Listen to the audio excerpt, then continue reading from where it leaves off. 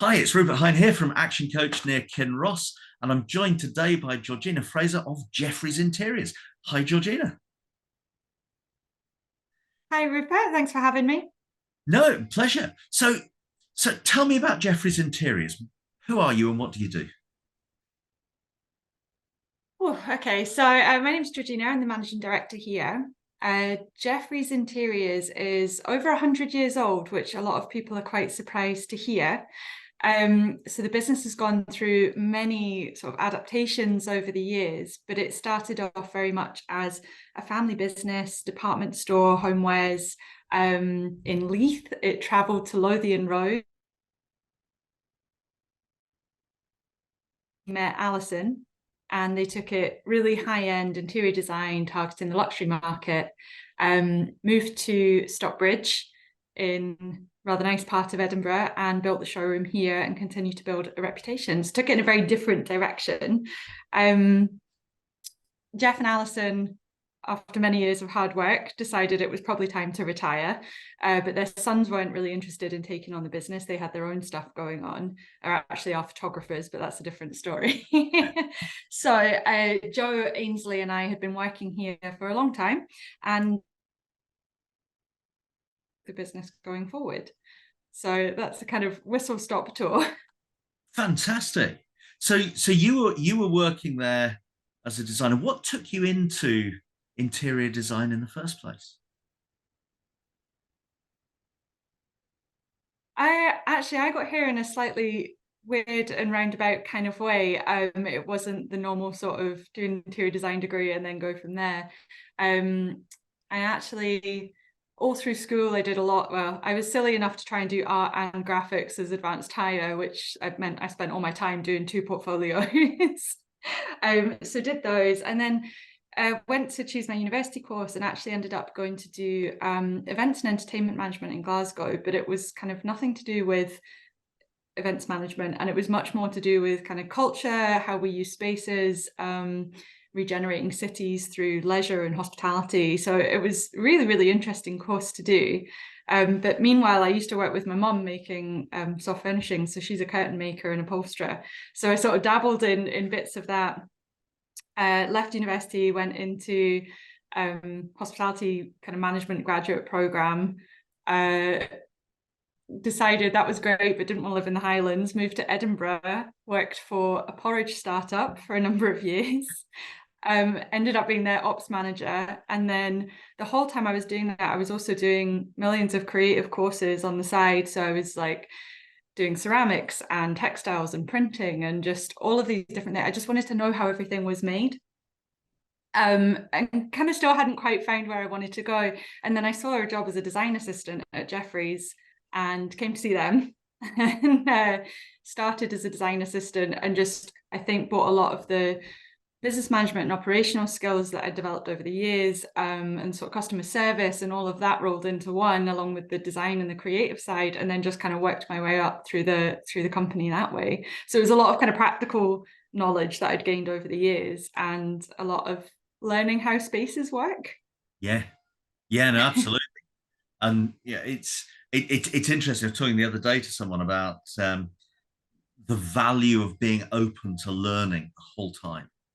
And when you've Mhm. been through that sort of career where you've done lots of different and very different things, that sort of that all that learning coalescing together to take you in that different direction is fantastic.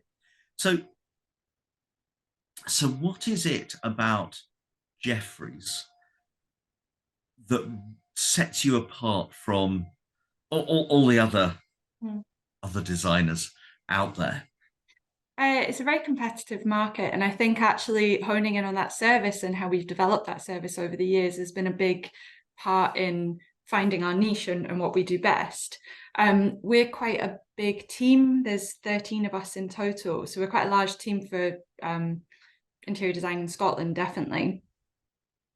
Um, Instead of having a house style, we work much more on the basis of we're helping clients to find their personality and style. Like a lot of what we do in residential design, it's your house, it's about you and it's what you like. So it's a lot of helping people find that, and then us bringing our skills and our knowledge and our experience to the table, and guiding them through the process, and bringing those creative ideas to help them elevate the design as well. But ultimately we want to make something that's them, that's their house, that when people walk in, they're like, wow, this is you. It's not that a designer's walked in and gone, this is my vision and what we're doing. So definitely on the residential side, I think we work very collaboratively with a lot of our clients, which certainly seems to be winning us a lot of favor and a lot of contracts. And then on the commercial side, doing the same, but with the company's brand, like, so there's like, we've worked with the Doxford Group. We worked on the Tempest Hotel in Northumberland, which opened earlier this year. And that was very much like Joe Ainsley, our design director, was on board from the start and helping them develop that brand and that vision and that personality, bringing that through into everything that we do. So getting under the skin is it's a real skill. How do you set about starting to understand who your client is and what they stand for? We ask a lot of questions. A lot of questions. And actually, with residential design, you have to ask some quite personal questions about how people live and what they do, and does your husband snore, and do you need like how many people come for dinner, there's so many things. So you do have to break that barrier down quite early.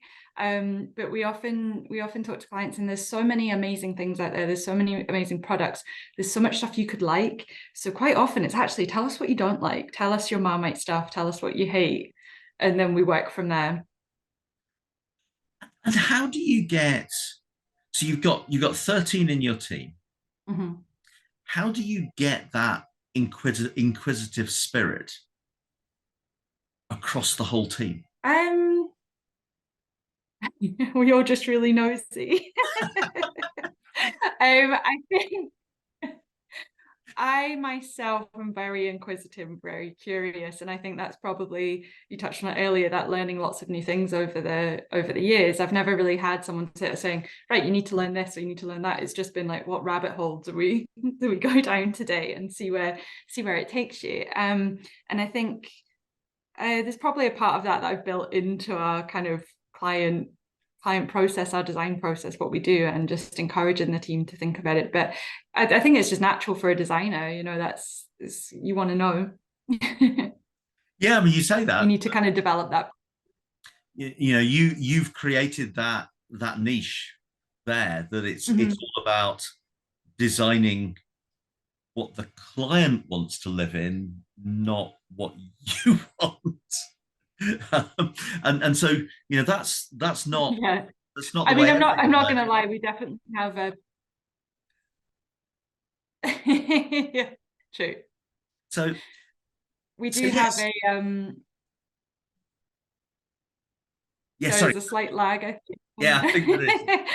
I was going to say the designers definitely have a lot of pin boards in their offices, which are covered in pictures and fabrics and samples and stuff that they're like, they hold on to it and they're like, I'm just waiting for the right scheme and the right client to come along for this one. So they've definitely got their wish list, that they're like looking for the right job for it.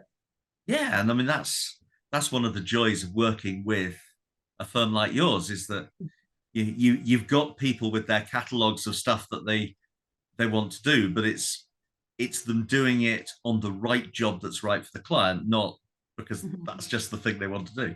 Um, so, so how do you find your inquisitive people?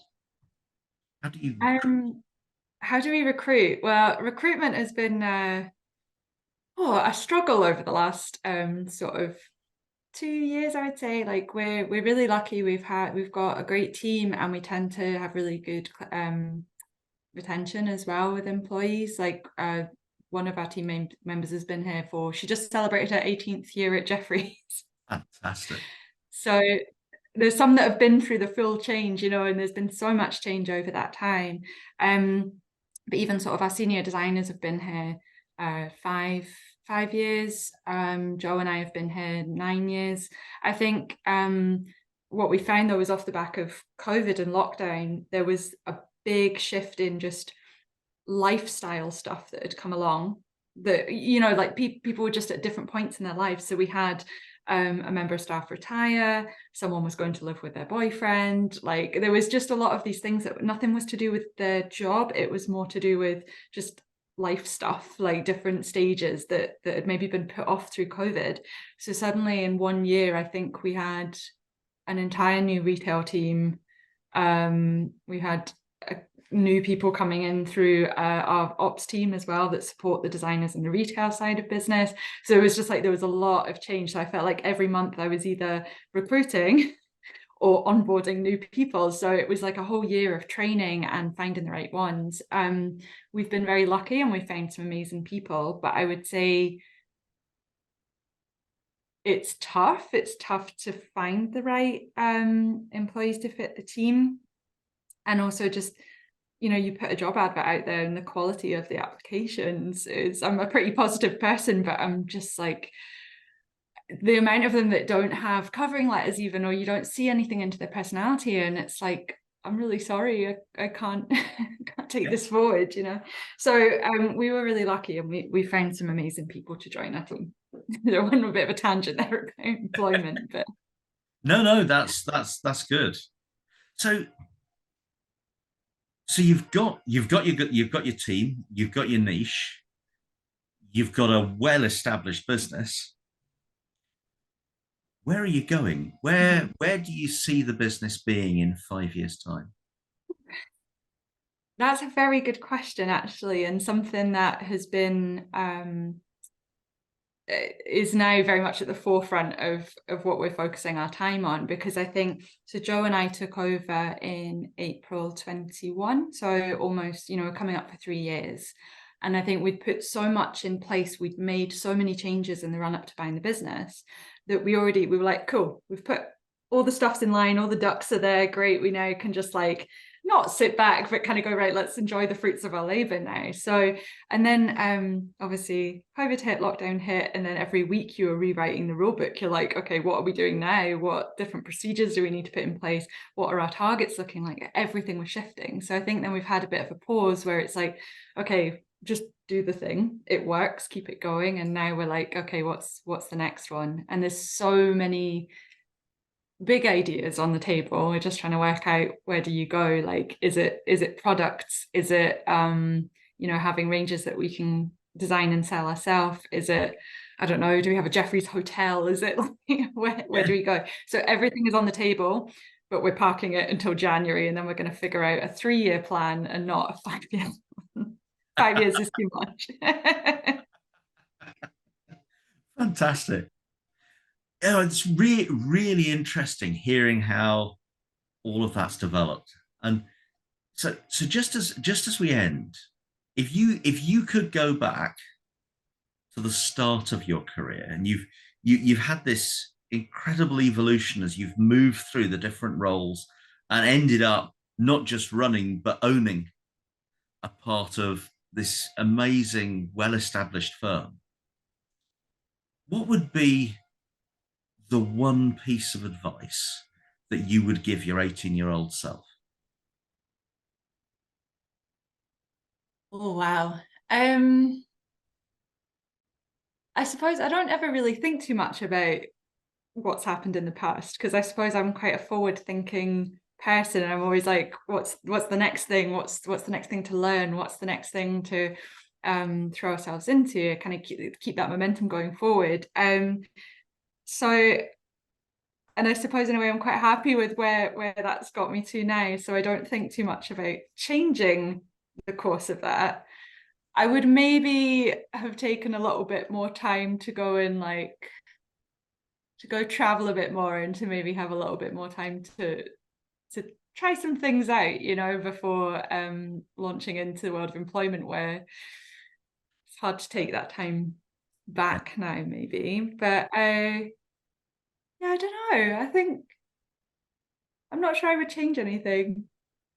I think I fantastic. would probably still have done the same again. Yeah. Well, I mean, and life is more about the journey than it is about the destination.